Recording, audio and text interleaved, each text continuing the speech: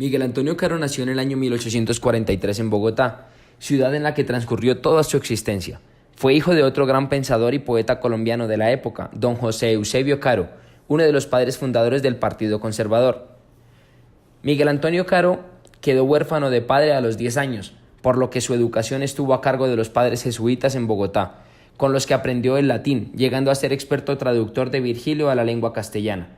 Colaboró con Rufino José Cuervo en 1844 en la redacción de una gramática latina y fue uno de los fundadores de la Academia Colombiana de la Lengua. Es considerado en la América hispana como uno de los clásicos de la lengua, al lado de Cuervo. Miguel Antonio Caro fue un escritor amante de la polémica, en un tiempo que exigía del intelectual una decidida toma de posición política, pues Colombia se encontraba entonces dominada por las ideas radicales, un grupo de pensadores y políticos liberales que favorecía el impulso de la enseñanza secularizada, la separación entre la Iglesia y el Estado, entre otras.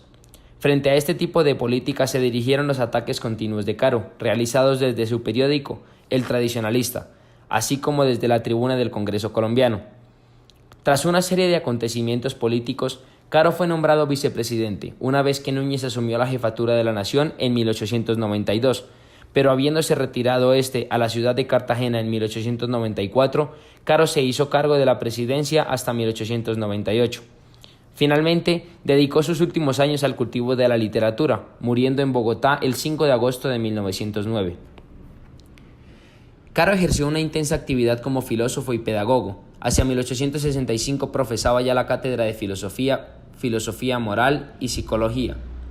Uno de sus ideales centrales fue la fundación de una universidad católica en Bogotá, proyecto que solo vino a concretizarse en el año 1884.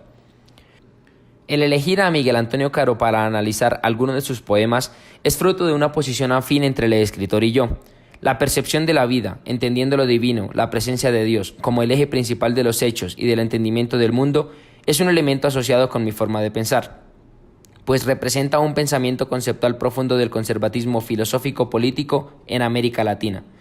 No solo en el siglo XIX, cuando vivió, sino que ahora en el siglo XXI aún sigue teniendo validez. Aunado a esto, el valor ético y moral, tanto en los poemas de Caro como en su actuar, estuvieron muy presentes, aspecto relevante en mi decisión. Esta premisa se evidencia en los siguientes poemas.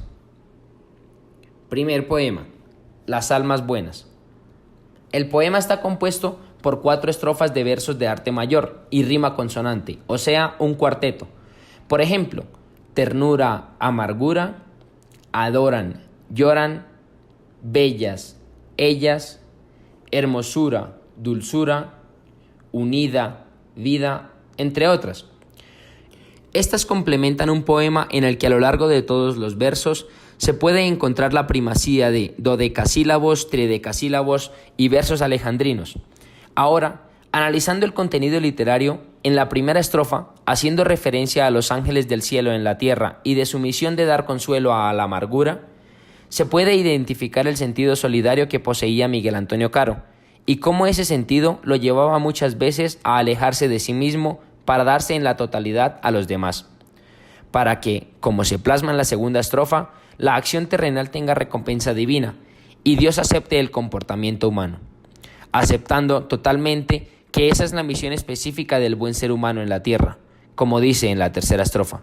Pero, sobre todo, el poeta asocia a esos ángeles en la tierra a aquellas mujeres que dedican a cuidar de los enfermos, de los adultos y de los más necesitados.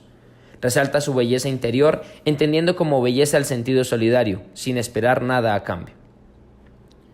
El segundo poema a analizar es Lejos de la Patria. El poema está compuesto por 2 cuartetos y 2 tercetos, mostrando en los 2 cuartetos rima consonante, rimando en los 2 cuartetos el primer verso con el tercero y el segundo con el cuarto. En cada uno de los 14 versos que tiene el poema se encuentran 2 endecasílabos, 2 dodecasílabos, 2 tridecasílabos, 4 versos alejandrinos y 3 pentadecasílabos. En cuanto al análisis del poema, se debe contextualizar el periodo en el que estaba viviendo el autor. En ese momento, Miguel Antonio Caro estaba fuera del país por razones políticas y escribió este poema. En la primera estrofa se plasma su situación, al marcharse a una tierra desconocida, que lo acogió mientras su tierra natal se encontraba revolucionada por los movimientos políticos de izquierda. En la segunda estrofa muestra su dolor por no poder luchar políticamente en las urnas y con las leyes, en una tierra que él ama. Por el contrario, debe buscar desahogar su tristeza por estar en la lejanía y por buscar el bien. Esto en la tercera estrofa. Finalmente, en la última estrofa, aunque sea difícil el regreso a su tierra natal, él desea hacerlo para buscar una solución ante la adversidad, pues es la tierra que él ama. Finalmente, el tercer poema a analizar es Al buen pastor.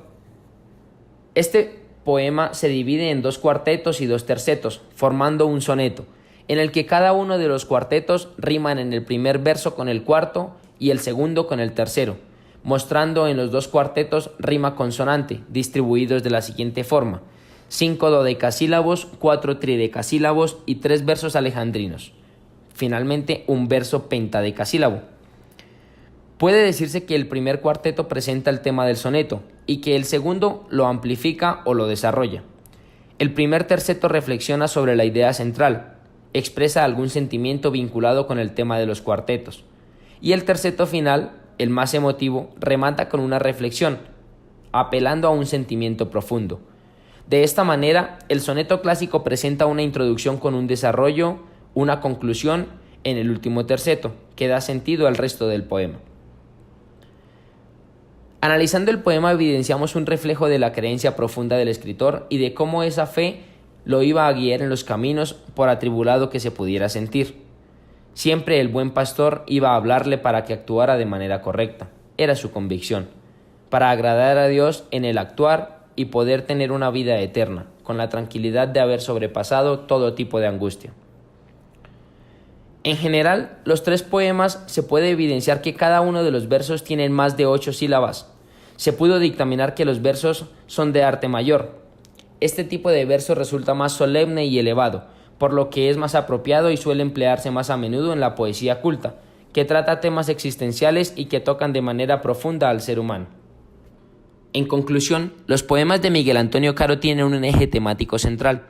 Todo se basa en el buen actuar y buen sentir, guiado por una creencia divina que lo hacía tomar las decisiones correctas, entregándose a los demás con tolerancia a pesar de las dificultades y luchando siempre por la vía legal.